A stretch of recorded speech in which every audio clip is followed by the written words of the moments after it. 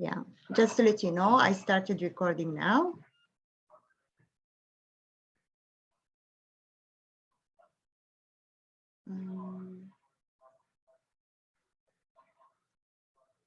Okay, we would like to start now. Welcome everyone, and thanks for joining us tonight. I'm Rasha Abusita, the Sustainability Program Coordinator at Emerge Guelph, and I would like to begin with the Aboriginal land acknowledgement.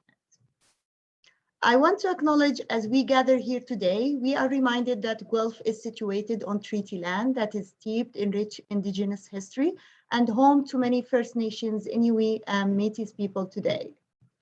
As a community, we have a responsibility for the stewardship of the land on which we live and work, and a responsibility to foster reconciliation and respect for Indigenous people who have been stewards and caretakers for this land for generations.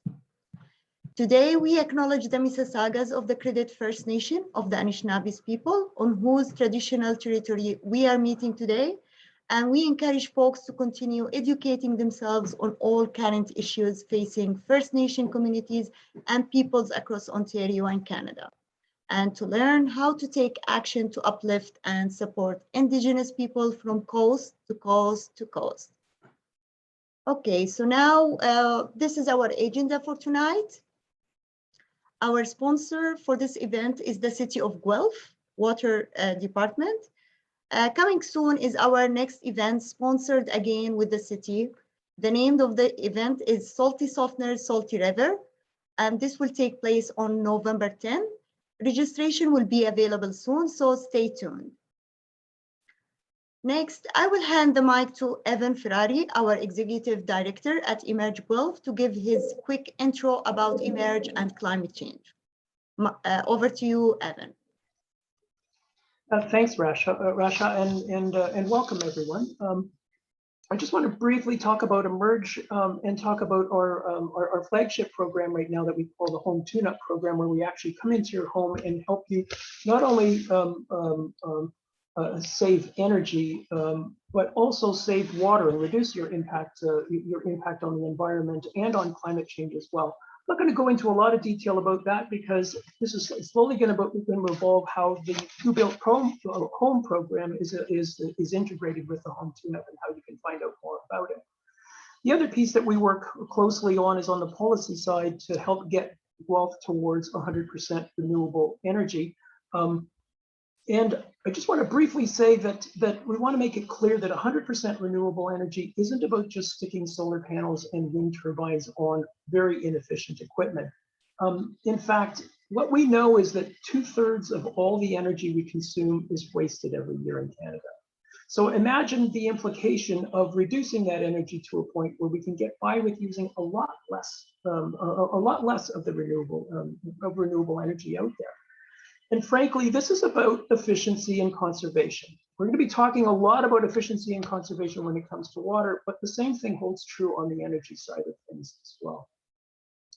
And in order to get to 100% renewable energy and to a net zero community as a whole, there are some interesting things that have to happen here. However, if all we did was to put solar panels on a house thinking that it was going to take the entire load needed to heat and cool and use all the appliances in the home, we'd need the equivalent number of panels that you would see on 3 homes. So the average consumption in Guelph is 3 times what you would see on a quote average home. And by the way, these homes are in the city. They're in the south end of the city, and there are 5 net zero homes in a row. And if I'm not mistaken, one of the people that's with us tonight is involved with a very large net zero project in the south of the city. And ultimately what this conservation and efficiency means, if we can reduce the demand sufficiently, then we only need very little resources or very little energy, whether it's renewable or otherwise, in order to heat a home. And in fact, these energies are these homes that are a net zero or passive house standard can actually get away with the heat demand of only 3 televisions, if you can imagine. People say, well, what do you mean? And it's essentially the consumption that 3 televisions would use over the space of a year. If they were on 24 hours a day, 365 days a year. And these are standard 32-inch TVs. That's the kind of point that we want to get to. And what we're talking about tonight is a similar thing: is how can we get our consumption down and at the same time continue to enjoy enjoy a lifestyle that we're used to. We want to give you a sense of what the end product looks like. So we're going to really briefly talk about two different people here, or two different households rather. The first is the Braendlis. This is Suzanne and Ernst. They have a 100-year-old house that uses 60% less energy than a newly built Guelph home. Let that one sink in for a while. It's quite phenomenal what they've done from a renovation side of this house. But they've cut their water use in half. So it's not only on the energy side, but they've become conservers on both aspects of this. And in fact, if you look at this chart, you get a sense of where their water consumption is. The average consumption is in Ontario is 184. This is liters per person per day. The Guelph average is actually doing significantly better than Ontario at 164. And here in Guelph, we have a target of getting to 150. And the Braendlis are at 79. And they bathe every day. They do all the things that the rest of us do on a daily basis. And yet they've been able to do this very effectively. They've changed their behaviors. They've invested in efficient technologies. And their home is indeed certified as a blue built home. The main things that we're going to talk about today. And they're actually listed on the city's Hall of Fame as water heroes. And none of this should be a surprise. They have low flow toilets that are less than 4.8 liters per flush, low flow shower heads, water efficient, water sense efficient aerators, Waterwise dishwasher, washing machine. But don't forget about the behavioral side of this as well. And this is the conservation piece, that they only wash clothes when they have a full load. They only run the dishwasher when it's a full load. And they wash clothes in cold water as well, and opt taking a shower rather than taking a bath, and use a cup for brushing their teeth versus running the tap. None of these in and of themselves are quite significant, but add them all together, the hard retrofits where they've spent money and the behavioral stuff, and you start seeing some pretty remarkable successes at the other end of it. The other folks we want to talk about is the Colvin family, a much younger family with two young boys. They took a bungalow, a single-story 1980s house. They doubled the size of it. They put a second floor on top of it, but they cut their total energy use by 40%. They have a 7-kilowatt solar photovoltaic system on the roof, solar hot water system.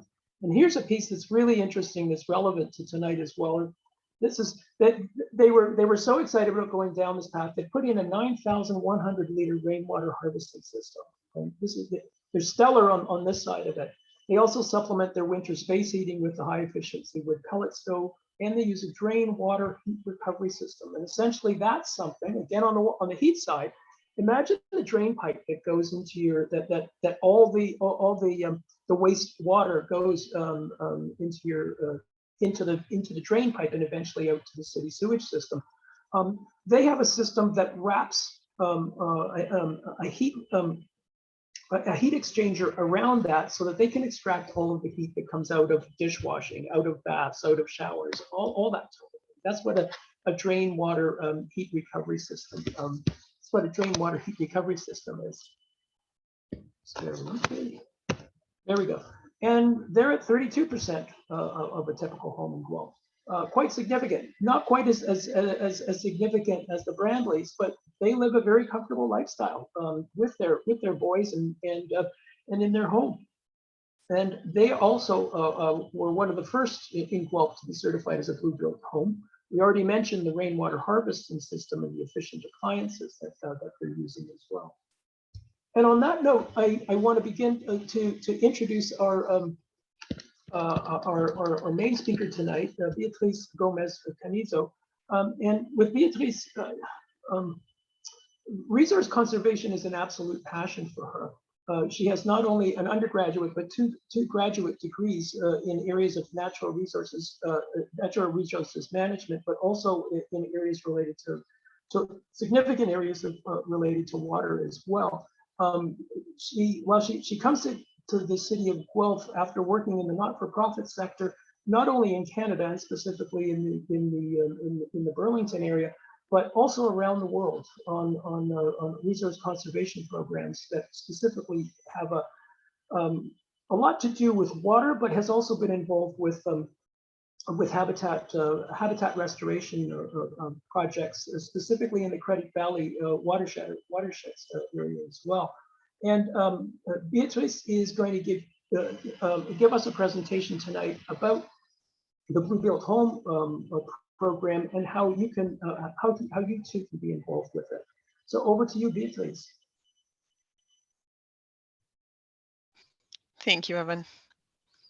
Okay, so thank you very much, everybody, for being here and for joining us tonight. I am really happy to be here and having the opportunity to talk with you because we are a small group. I'm going to ask that if you have any questions or if you want to mention something or say something, please, you can put it on the chat box. Like I know usually I forget if I wait until the end, so feel free to do that. And if I can ask either Evan or Rasha to help me to read those if you can, because now that I am sharing my screen, I can not see everybody, so that would be really appreciated. Okay, so as Evan said, I come representing the city of Guelph today, and I do want to talk to you specifically about the Blue Built Home. So we are, this is a program that we offer in Guelph, and that helps people to reduce their water consumption, and it is a certification that promotes water efficiency. And it's not working. Okay, there you go. Sorry, it was not working.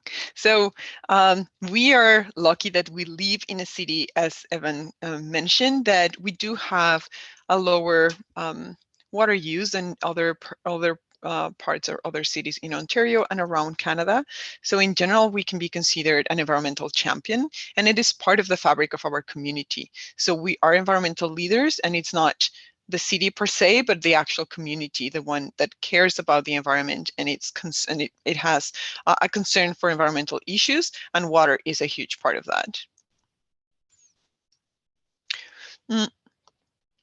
Now, water conservation is extremely important in Guelph because we are a groundwater based community.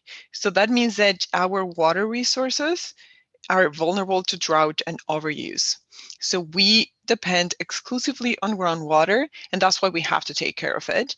And we have, through our water supply master plan and our water efficiency plan, we have discovered that water efficiency is a priority for supply. So in order for us to keep our bills low and to be able to keep the comfort of getting enough water in our homes, we should be looking at different options to reduce our water usage and be more efficient. I put over there an example of the town of Collingwood, and I don't know if people are aware of that, but we are, as part of Guelph, we are part of the plans for the province to grow, and Guelph has been growing constantly. And despite the growth in population, our water consumption has not grown at the same rate, which is good news, right? And the example that I put over there is for the town of Collingwood, which the council in this July 2021, decided to stop all new development, and that was due to shortages in their water supply. So that's something that we should keep in mind, because it is coming and it's a reality, even though in Canada it's a little bit hard to comprehend because we see water all around us. That doesn't mean that it is easy for municipalities or they have the capacity to treat the water and bring it to your home. And again, it's not working. Wait, there you go. So in Canada, we use about 220 liters per person per day, which is the only country that uses more water than us is actually the United States.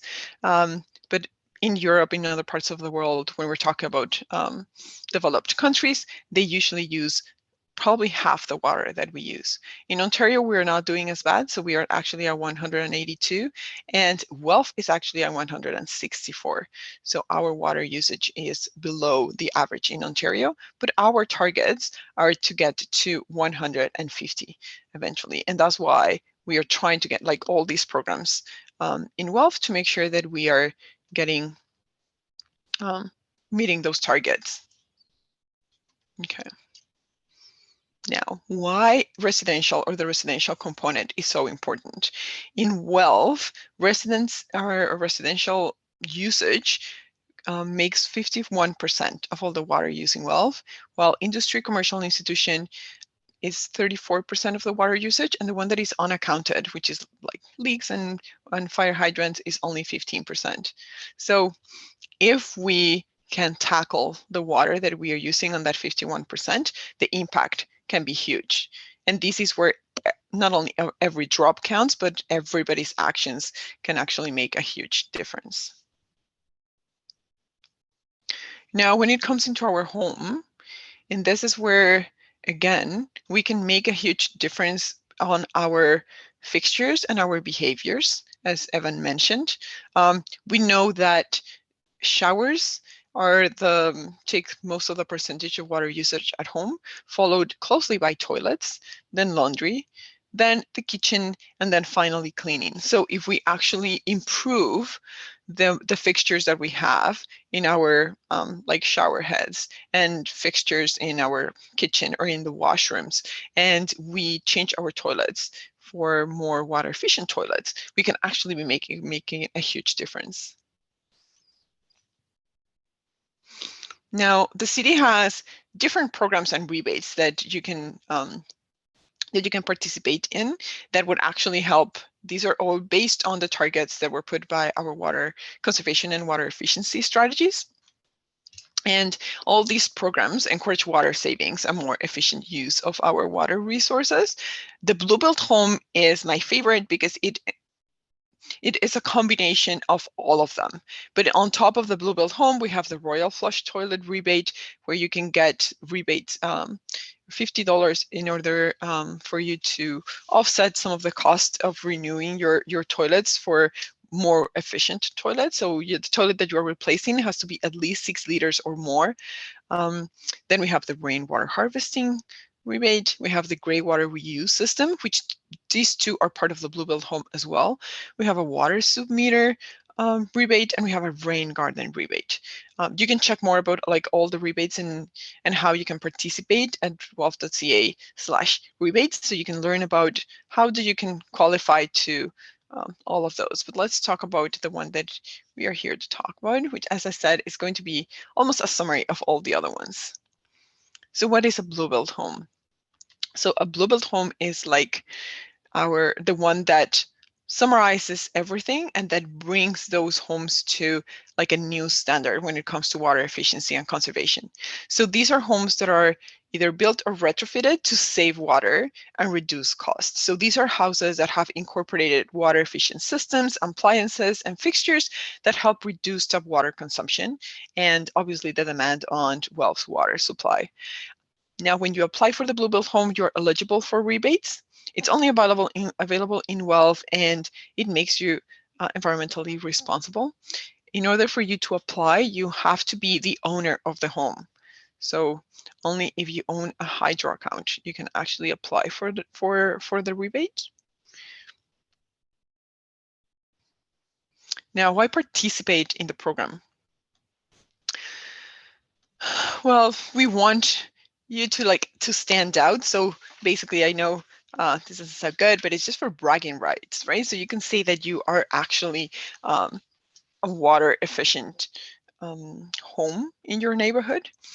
Now, the advantage that we have today too, and that brings me to number 2, is that while you're saving and you're reducing your water use and you can apply for rebates on top of that, you're not compromising comfort. So the new, like a lot of the new fixtures and the new technologies that we have today make it possible to keep living the life as you know it right now without compromising that comfort while still saving water and reducing the water consumption.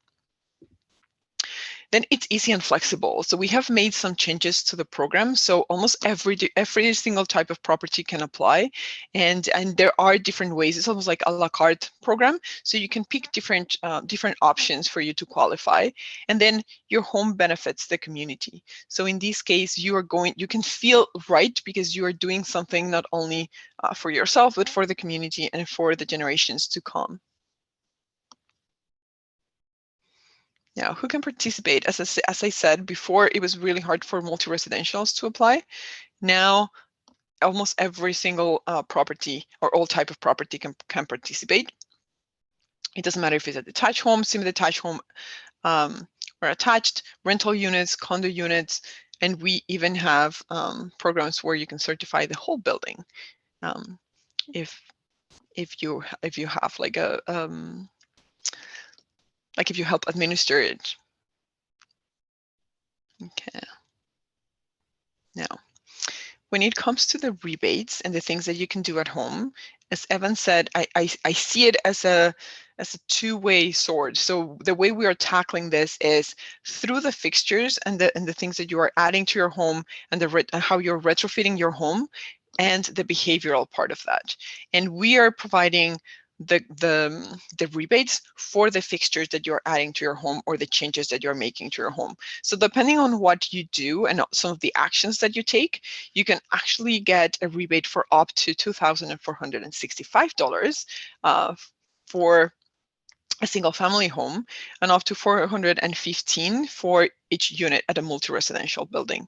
So this is, again, depending on what you do and what are the rebates that you qualify. So when you apply for the rebate, we just certify that you qualify for them, and this is what you can get, which helps offset the costs of those retrofitting fixtures that you are putting in. Now, here's how to qualify. So as I said, we are trying to make it more inclusive, so more people can participate, and you don't have to do, or you don't have to go like really far, do a lot of complicated things in order to get certified. So there's different options. We have 3 different options in which you can qualify. If you put a gray water system, you're qualified. If you put a rainwater harvesting system, you qualify directly. The rebates that you get are for the rainwater harvesting is $2,000, while for the gray water is $1,000. But then there's an option C. So if you complete a minimum of 3 qualifying water saving options, then you can qualify. So we have 2 in the primary category and then 1 of the secondary category. And I'm going to explain what those categories are and what are some of the actions that you can take. So these are the primary category. So as I mentioned, you need at least 2 of this to qualify. So if it's time for you to change your washing machine or your dishwasher, that can help you qualify. And I know for builders, like if you're moving into a new home, this is one of the things that builders usually do not have a lot of, like they cannot decide on this. That's usually the homeowners, the ones that change it. So when if you're buying a new house and moving into a new house, this is one of the things that is under your control and you can do it. I would say that most builders in Guelph right now build or use fixtures that would qualify probably as WaterSense. So you can just check that with your builder too. Like I know there are homes that are pretty good at doing that. Or builders that are pretty good at doing that.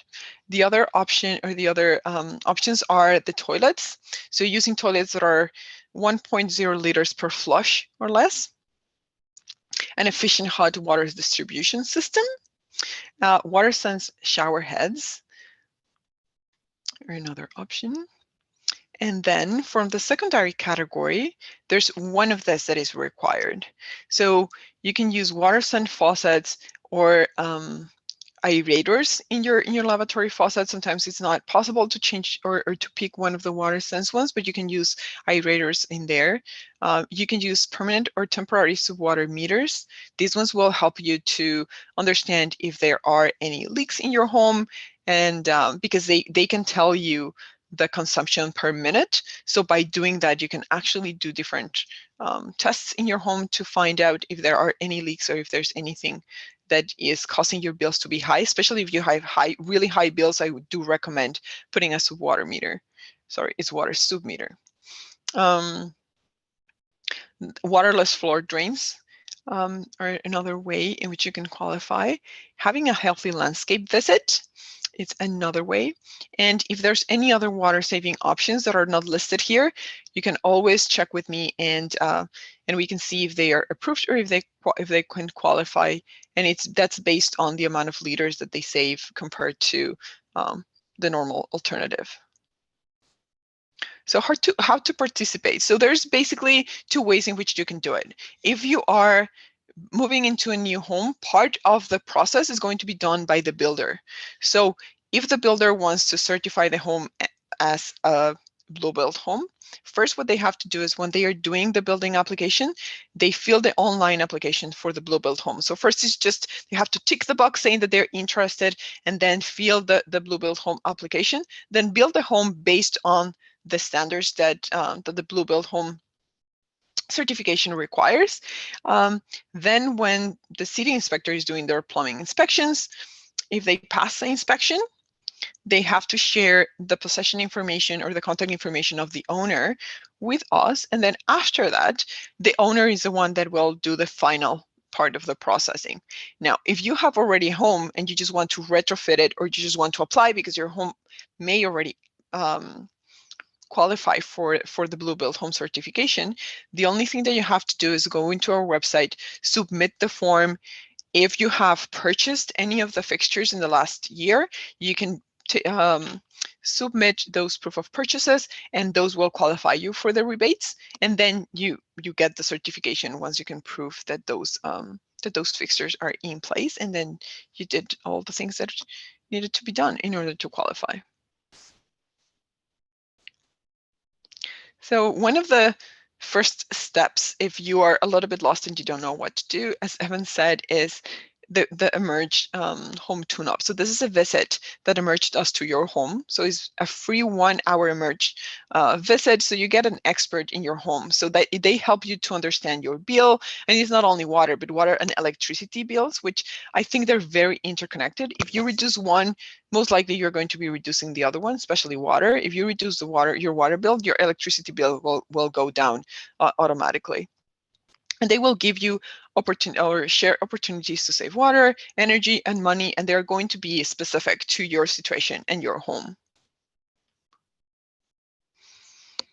I want to mention the water submeter because we have found that this is a really good way, as I mentioned before, to get to find out if you have leaks at home.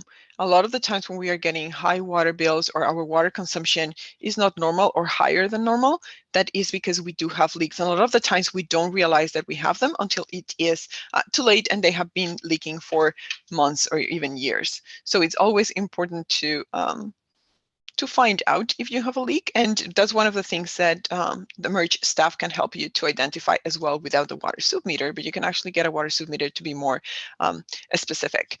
The other one is, if you're actually in a multi-residential, you can know what is your personal consumption. So when the city moved into like bulk metering all the properties, they lost that capacity of knowing what each unit is actually consuming. So if, again, if you live in a multi-res, you can ask whoever is the administrator of the building to put that in order to understand what is the actual consumption of each of the units. And some properties are already doing that in order for them to understand and probably bill differently each of the properties. Okay, now I wanted to add some tips, because as I said, like, it's not only about the fixtures, but it's actually about a lot of our behavior as well. And I know a lot of this are very common, and we have known them since we were probably in kindergarten, and we have heard them over and over and over again. But I think it's always good to have a reminder, because it makes a huge difference when we are taking some of these actions. So something very simple, and I added the amount of money that you can actually save per year if you take some of these actions. So just taking shorter showers. I have teenagers, so I know how hard sometimes it is to get them to take those shorter showers, but I think it's everybody's responsibility to do that.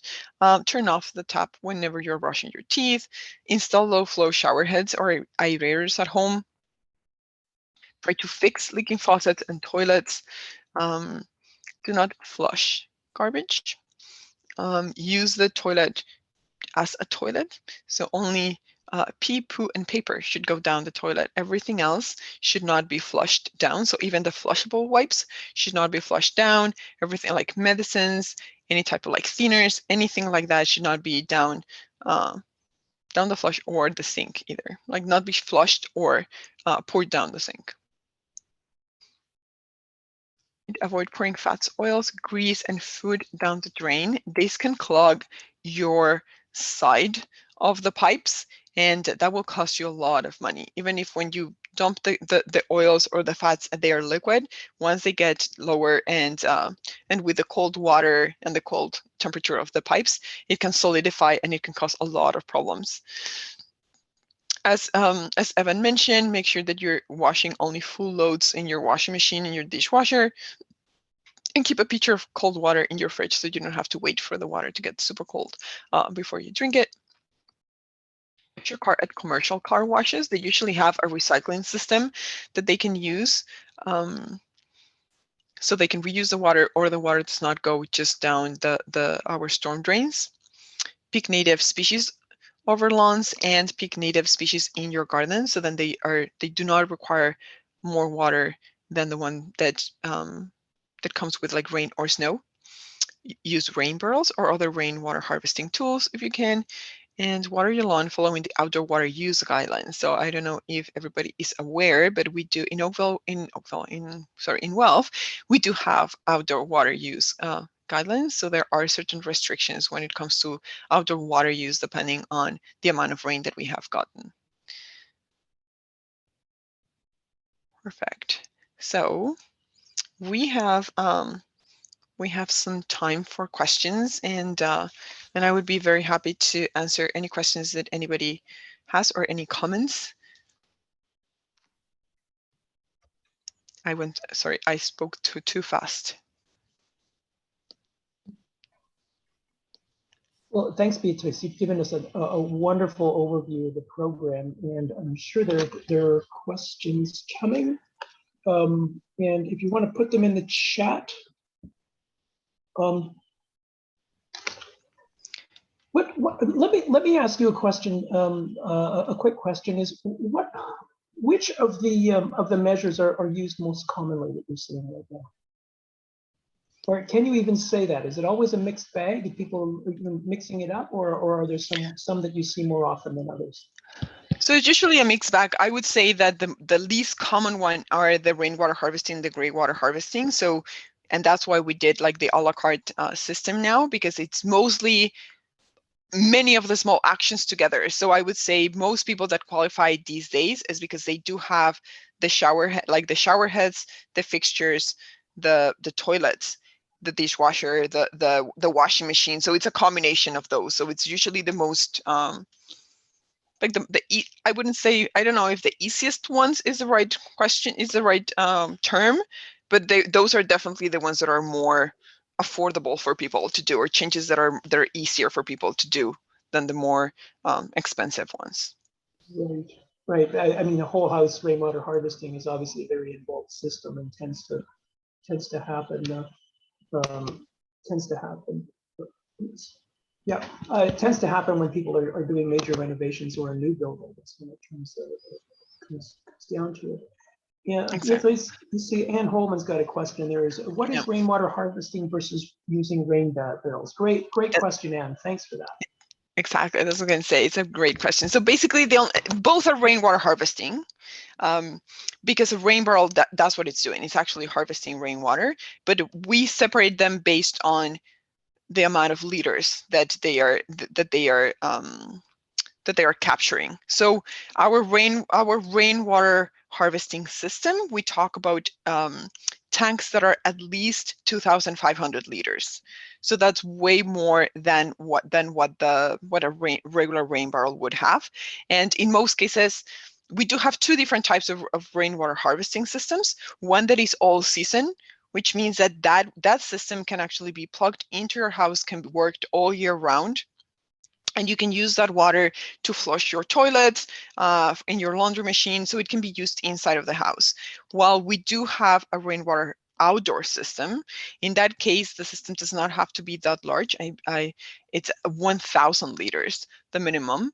And in that case, those systems are just outdoor water use. So you can use them to water your lawn basically, which is the same as with rain barrels. So they're not going to be connected to your home, but it's just like the difference is just the amount of liters that they hold. If I could add to that, at least the Colvin family that we mentioned earlier, their cistern actually feeds the toilets, the toilets and all of their outdoor water use, and it's essentially a concrete bunker that sits underneath their back deck that's invisible. They've got a trap door at the back of the deck if they need to get into it to clean it out and what have you. But that's sort of the epitome of systems. Here we've got a question that says, wondering if replacing an old water softener can provide a significant water conservation benefit. And Beatrice, please mention the other program we're going to have coming in November as well.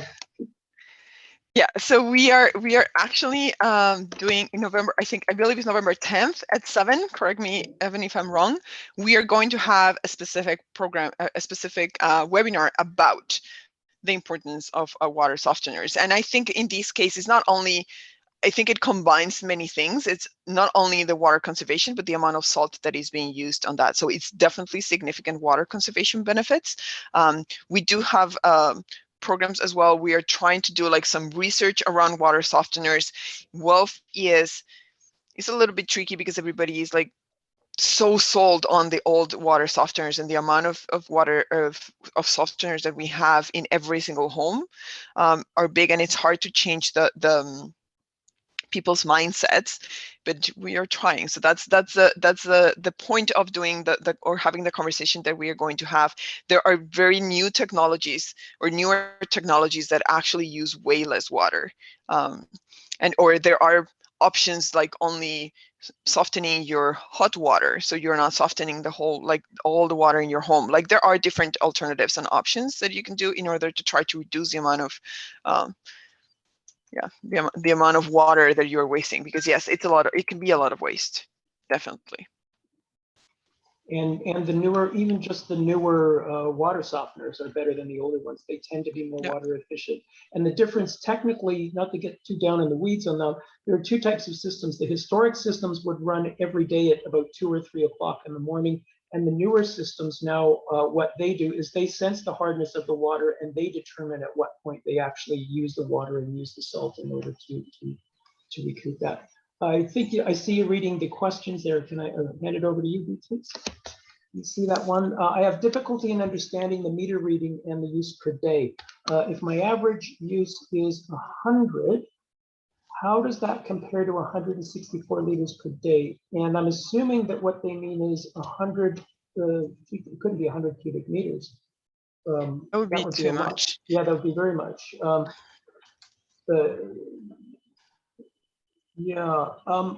Rasha, I'm opening. Okay, yeah, I'm opening the. Wait. Can I have one input? Oh yes, go ahead, Rasha. I remember that I visited Linda's house and she was referring to the water main meter, right? She was taking the reading because I told her how to detect if there's a leak inside your home. You should take a reading before midnight and while you shut off all the water fixtures, and in the next morning come and take another reading and see if the number changes or not. So she starts recording this number, and that's what she has here. So I think that's the meter, the main meter, and the reading is in meter cube unit. But I don't know what is the zero. Is this 100 only or 100,000? I don't know. does it say? Because it's in cubic meters, right?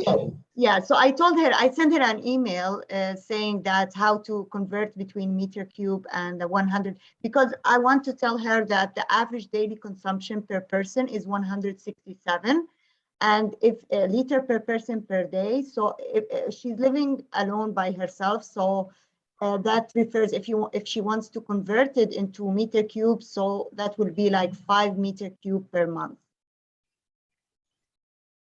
If she does 167 times 30 days, right, and convert it to meter cube, so you should divide it by 1,000, so she would come up to 5 meter cube per month. But yeah, It's unfortunately it's a little confusing because the when you see your bill, it's in cubic meters, yes, and most people don't think in terms of that, but it's 1,000 liters per cubic meter. Yeah, and as I like, I have it up here. Like there are, it's not only the volume too, but there's also like the water basic per day. So the water bill actually has like more than only one charge on it, right? So yes, it's just, it makes it even more complicated when you're considering the water, like the wastewater, and then plus the basics, plus the storm water. But if we can,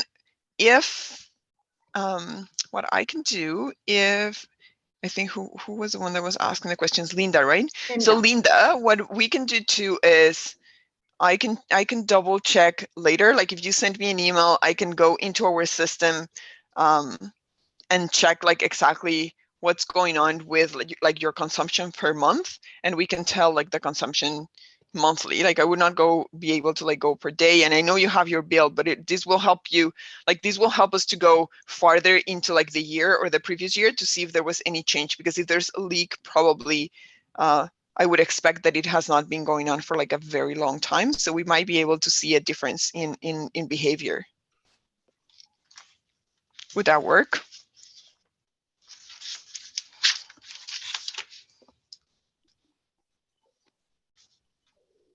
I'm seeing one on the hot water side. Beatrice, would you like me to take that? It's specifically on the energy piece, but it has reference to water. Sure. Yes, go ahead. To hot water. I think it was Steve that asked that question. You may have already done this, Steve, but two things that you can do right away is insulate as much of the pipes as possible from the hot water tank to as far away as far as you can take it. It sounds like the water tank is a long way off where you need to get the hot water. Not only the hot, but also the cold. And the reason for that is the greater the temperature difference between those two things and the greater the possible energy loss in the hot water. And then of course, what you wind up doing is you wind up running the hot at that place where it takes too long to get the water, you wind up running the hot water much longer than you need to be and wasting water as a result of it. The other thing you can also do is to insulate your hot water tank over top of what's already there. If it is a gas tank, you need to be careful to keep it away from the burner on the bottom. And a number of the building supply places do sell the pipe insulation. Is extremely inexpensive. I think it's less than a couple of dollars for per meter. Just be sure in advance that you measure the diameter of your pipe, because it could be a couple of different diameters, and it's very easy. It's very easy to install. Some of it comes with a coolant strip thing. So those two things should help. They may not completely alleviate it, but that definitely can help. Okay, I can ask Brian as well. He's asking how to find builders that can build a gray water harvesting and a rainwater harvesting. We have, like, if you go into our website, we do have providers for both, for gray water system, for rainwater harvesting system and supply. So it easily is, we do not endorse any of them, but we have tried to put a list of people that work in Guelph and that can actually provide those services. So you can compare their systems, you can compare their capacity, what they can do and what they offer. So you can find them in our website. Let me provide the link on the chat. I can get it for you if you want to keep taking questions. Okay. What else is there? So that Linda found the leak, that's great. So if she found the leak, was she able to fix it? I think she refers to the water softener. She discovered lately that either maybe one of them, either the water softener or the humidifier that she was taking, she was switching on for long. That was the reason behind her high water bill. So, and she discovered the water softener to be leaky. So I advise her, telling her, okay, maybe you should call the technician. Maybe they need to come and fix if there's a leak can be fixed, or either in worst case scenario, she needs to buy a new one. Yeah. But again, like one of the advantages of that is that when you buy a new one, you have access to the more the more modern ones, yes, right? more efficient water. Yeah, so they tend to be more efficient. I see that from Steve's response that he's already done the installation. Steve, the other thing is that there is a water recycling, recirculating system that's also available. And that would have a pump associated with it, would entail some plumbing. And essentially it's what's used in hotels. So that I think most of us have been in a hotel and the hot water comes out hot almost right away. And that's because they're constantly moving the hot water in the pipes to make sure that when you open it, it gets hot right away and you don't waste the water. So you may want to consider that. It obviously it depends on how handy you are doing plumbing, but that you may have to hire a plumber in order to do something like that.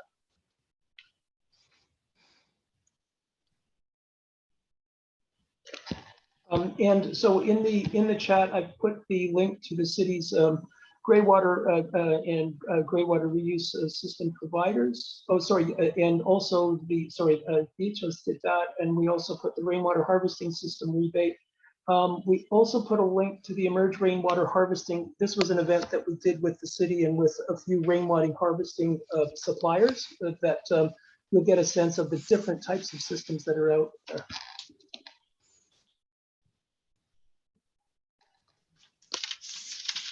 Okay. Hi, Evan. How are you? How's everybody doing? Great. Hi, Andrew. Great to see you. Yeah, I thought I'd chime in. It's good to see you as well, and good to see the good work that you're doing. And the great work, and folks, this is Andrew Landon. Andrew's involved with building an awful lot of net zero energy homes around the city these days. Yes, please go ahead, Andrew. Yeah, no, it's good to see the encouraging news that you're bringing forward there. Back in the day when this whole water conservation initiative started, I think the number sticks in my mind that we were at 233 a day. And so seeing the number down to 167 was a dream for us back then. So it's really nice to see the results of this ongoing program. Remember us saying that there's a tremendous amount of capacity and conservation too, and it's allowing us to use our infrastructure more efficiently, which helps with cost, obviously, to provide this good level of service that we have. Most importantly, though, I think that this program does its education. It's bringing it to the forefront, and people can make a difference. The behavioral patterns of people are so important to alter. And, you know, by buying a net zero home, I'm not trying to publicize what we do at all, but I just have it as a belief that it's our obligation to do whatever we can. And for people that can live with a much smaller footprint, I think I commend them, and I think they're doing the right thing. One thing that I always found interesting was when we started thinking about the cost of delivery of the water, and I don't know if that's emphasized enough. We're trying to get to net zero in so many of our activities, and the amount of energy that gets consumed by pulling that water out of the ground, pressurizing the pipes, taking it to elevation for storage in the towers, and making sure and delivering it is a huge factor of the municipal energy consumption. And I'm wondering, do you know, first of all, what that number is? I seem to remember, I don't recall right off the top of the bat, but I think that's just an added bonus. You're not only saving water, and a lot of people can somewhat say, well, water doesn't go away. It's always here. But I think the big thing is to emphasize is as soon as you use it, you change it. And it'll never be the same again. And if we can do everything we can to be kind to our drains and also just don't use as much, then there's less impact on the environment because we are changing less of the water. So I think that's important. But back to that energy consumption, do you have that number by chance? Yeah. I don't know it by heart. It's in our sustainability report. So I'm trying to find it right now. If I find it before, if not, I'll send it to you later, but we do have it. I do know the figure actually. It's 20% of the energy that the corporation of the city of Guelph uses on a yearly basis is for pumping water and sewage. On average, it's around 20%, which is pretty mind-blowing when you think of it. And that's why the city works really hard to try to make things gravity feed wherever possible and pump as little as possible. And that has an implication, obviously, with new buildings as well, to see where buildings are built relative to where the sewage system is, because otherwise you've got to pump sewage on an ongoing basis forever after that.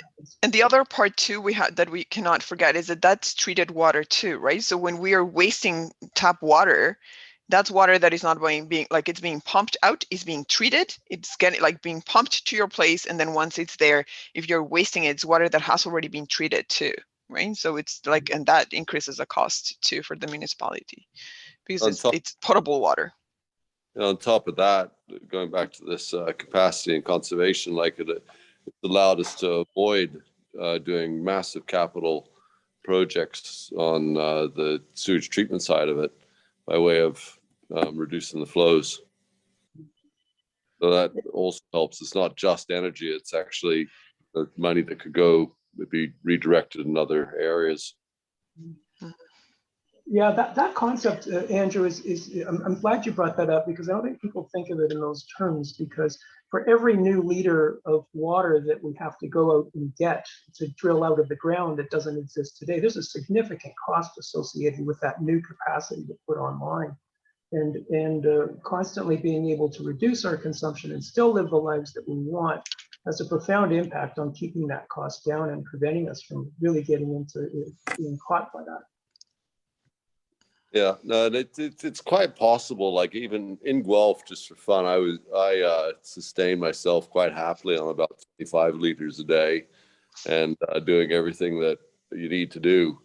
You got to get creative, but I did it for a couple of weeks and just to try and experiment with it, and I've actually survived on less than that.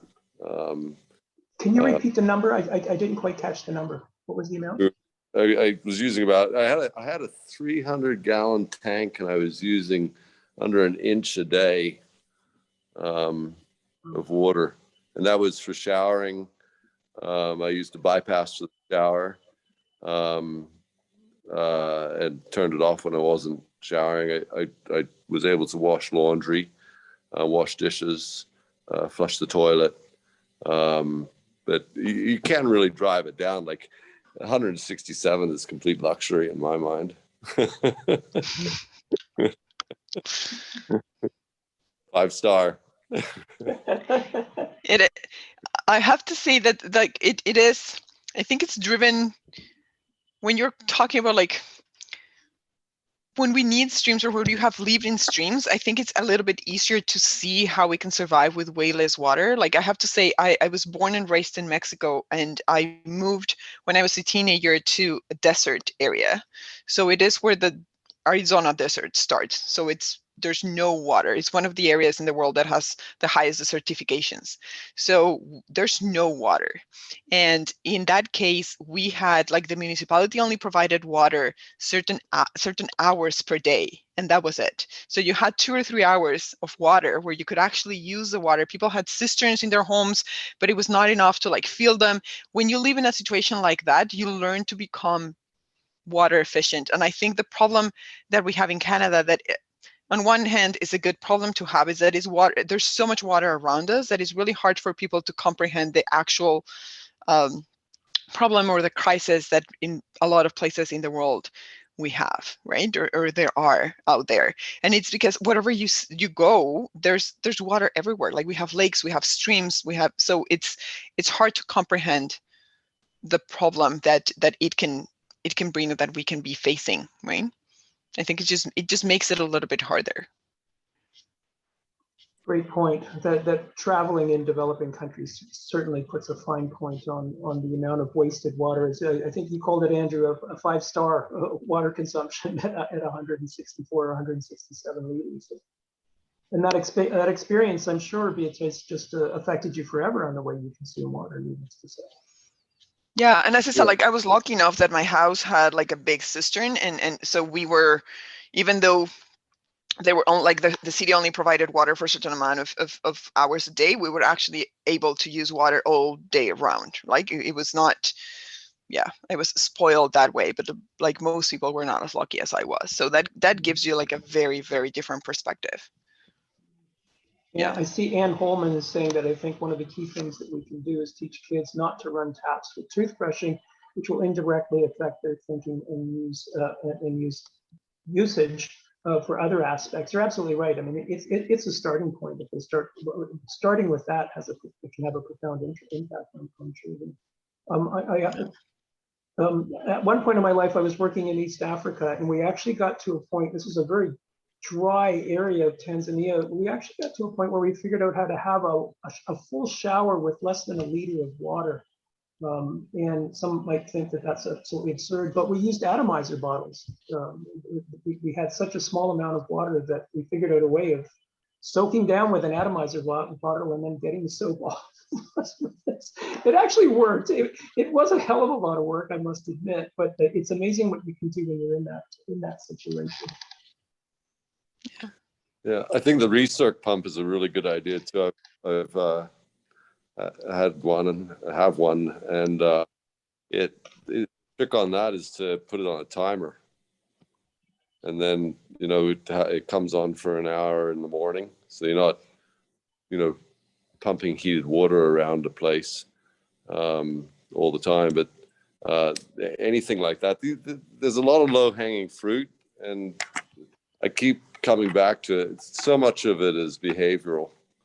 It really is. And that's why education is so desperately needed and important. And that's why what you are all doing is important. I look forward to seeing the number go down to the 150. It's not a far stretch, really. And technology has improved too a lot, right? Which has helped. Like I think that helps too. Like I think it's a combination. I agree with you, Andrew. Like I think one of the most important pieces is the actual, like the education and people's behaviors. But now a lot of these technologies are available, which before, if you wanted to save energy and to save water, you have to go like a mile in order to find something that was energy efficient or water efficient. Now it's the other way around. Like sometimes it's even harder to find something that is not water or energy efficient than the other way around. Oh, that's right. In the beginning, like when we started getting into it back, this would have been quite a while ago, but it was a great initiative because all the toilets they were 3, 4, probably gallons or something like that. They were 13 liters or 20 liters. Yeah. 20 liters. Yeah, 20 liters, and 13 was a big improvement. And now we're at 4.8. So we started bringing in the lower flow toilets, but the problem was they didn't work very well. So what we were doing is we had 2 washrooms in our office, 2 bathrooms in our wall, and we'd test them for a period of time before we'd adopt them. And some of them were useless. And we started gravitating towards, obviously, the ones that worked. So it literally took that little bit of initiative to determine what we were prepared to put into the homes. But they have come a long way. Technology has come a long way that way, which is great. And there are now several companies that offer a 3-liter flushes. We have one in our house, and we've had it for a few years now, and it works just fine. It's a single flush, and it's 3 liters regardless of what you're using it for. Yeah, that's terrific stuff. That's very good. Well, I got to run along to another meeting right now, I got to go get dinner actually. So I'm going to do that. And but it was nice talking to you all, and I commend you on what you're doing, and keep up the good work. It's great, and spread the word. I believe we did do some initiatives on some of our pilot homes with this, and it made a difference. But again, it's like picking and choosing the right thing to do. And I encourage people to go after the low-hanging fruit first, because it is there, and any incremental change that gets made, if we do it collectively as a society, then that's how we keep getting these better numbers. So well done. Thank you, Andrew. Okay. Thanks, Andrew. Have a good night. You're in town. Thank you too. See ya.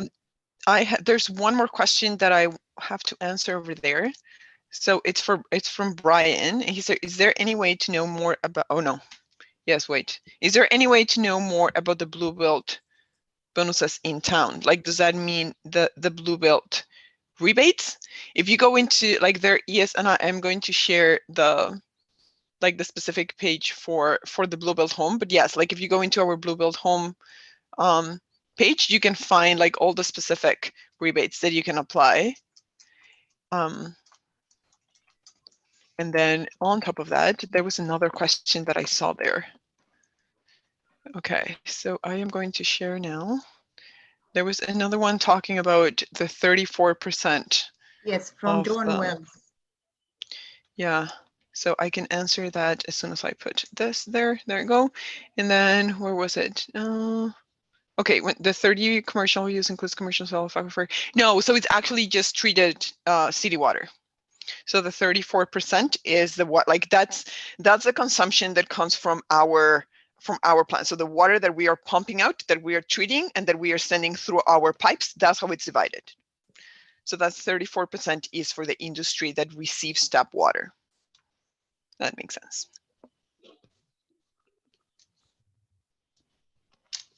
Oh.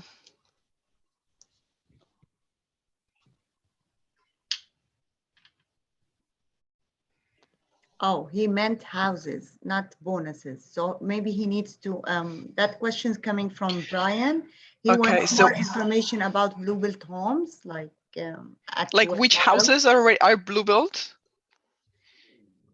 Yeah, so there are, like, I know Emerge has some homes featured on their website, and we do have a Hall of Fame. I think Emerge has done a better job at that we have done. So that's part of my to-do list that just keeps increasing. But I do want to get to that in the fall, to build like a better Hall of Fame, to showcase what people are doing and some of the heroes that we already have in our community. So as I said, like, you can visit Emerge's website and you can find some of the examples of the houses that are there, and we are going to do the same. Because these are private homes, we cannot share addresses or names without their consent. So only the ones that we have consented to do are the ones that are probably published, and I'm sure it's the same for Emerge. Absolutely. Brian, I should also let you know that I guess we've always got to preface everything by saying pre-COVID, we actually did house tours of energy and water efficient homes. And there were 6 different homes over a period of years, where actually in the Braendli home and in the Colvin home, we had over 300 people in the space of a day. They were extremely welcoming and really wonderful people to share their experiences. The problem, of course, is in COVID, Rasha and I, what we're working on, like Beatrice, is we're going to try to up our resources, the online resources, to be able to make it more interactive for people to have a better understanding of what people are doing in their homes. So that's on our to-do list, and we're constantly trying to improve that. But Brian, I think it's an excellent idea, because people will always want to see where someone is being successful and see how they're doing things. So we're going to try to do more of that. And I think it helps to understand too, and I think that's part of what we were trying to do today, that you don't have to be like, I don't know if the right word is like normal people can do it, but we can all do it. We can all get a Blue Belt home, right? Like, there are actions that we can all take to do it, so it doesn't have to be very complicated.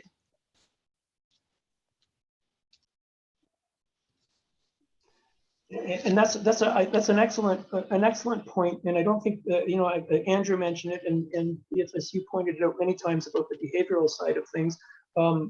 As an organization, we've gone into very similar homes with very, you know, similar demographics of people that are in them, and one home could use as much as 30, 40, even 50% more energy and water than the other home.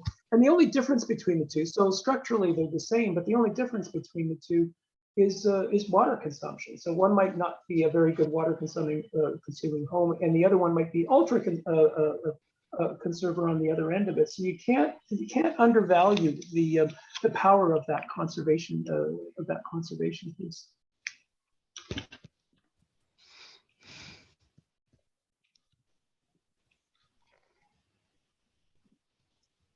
Right. All right. Well, Rasha's got some.